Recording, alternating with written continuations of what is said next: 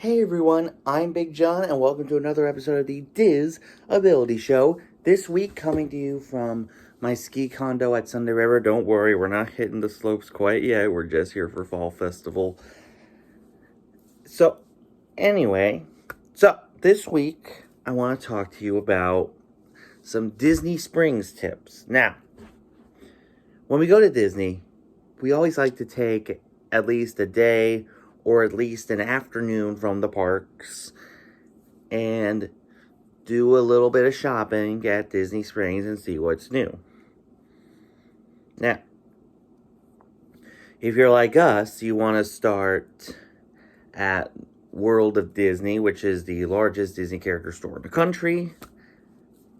And then we go to the other classics like Days of Christmas, which is their holiday shop, which is open year-round.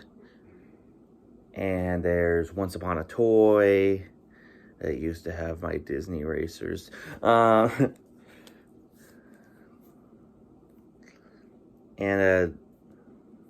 Co-op, they got a whole lot of stuff, including a section for the Vault collection for the 50th anniversary. And then there's all the other stuff at Disney Springs, like the M&M's store, which we attempted of using my logo on some M&M's. Didn't quite go quite as we hoped. But yeah, but it's not just shopping. There's some great dining at Disney Springs as well. Some of our favorites, Raglan Road Irish Pub, Terralina's, the Planet Hollywood Observatory, Blaze Pizza, and we tried Salt and Straw back in April, where we met Tim Tracker. But yeah, if you ever want to get some shopping done during your vacation, spend at least an afternoon or an evening at Disney Springs. So anyway, that's my tip. Let me know in the comments if you have any questions on how to do Disney for people with disabilities, and I'll make sure it gets to a future episode. Now it's time for this week's Top 5. So, January 27th is the kickoff of the 100 Years of Wonder, which is the 100-year anniversary of the Walt Disney Company. So this week they announced a lot of stuff for the big festivities. So this week we're going to cover my top 5 things for the 100 Years of Wonder. All right, number 5 is at Walt Disney World, even though the celebration is mainly taking place at Disneyland. Number 5 is the replacements for Enchantment and Harmonious.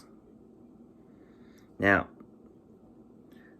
of course, these shows are a ride for the 50th. We've seen Enchantment a couple times now. We've yet to see Harmonious, though I don't know when they're going to get rid of these shows, but I really want to see Enchantment, especially with what they added with Walt and Roy and Mickey before it's gone and I missed that opportunity. So, come February, hopefully it's there. But I don't know yet about Harmonious because the rumor is out. I hope this rumor is true. The rumor is out that once Harmonious is done, those giant tacos go bye-bye.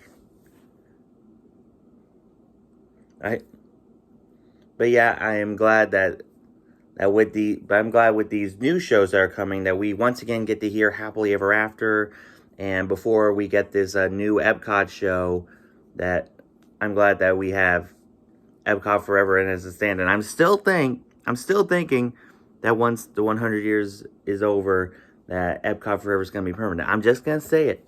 I'm putting it out there. Disney, if you're hearing me, I'm your guy. All right, number 4 over back at Disneyland, the return of the Magic Happens Parade. Now, this parade made its big debut a couple months before the Whirlwind Mad, COVID. And it's a pretty cool parade. I mean, you got Mickey in his sorcerer outfit, leading the pack. You got Moana.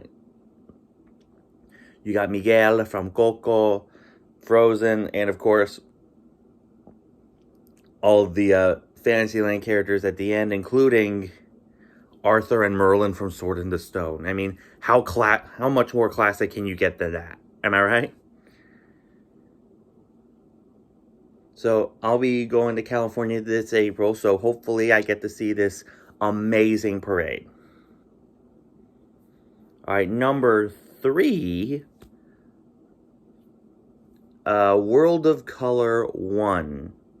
A new nighttime spectacular, the latest variation of World of Color at Disney's California Adventure. Now, I can't wait to see what this show is like.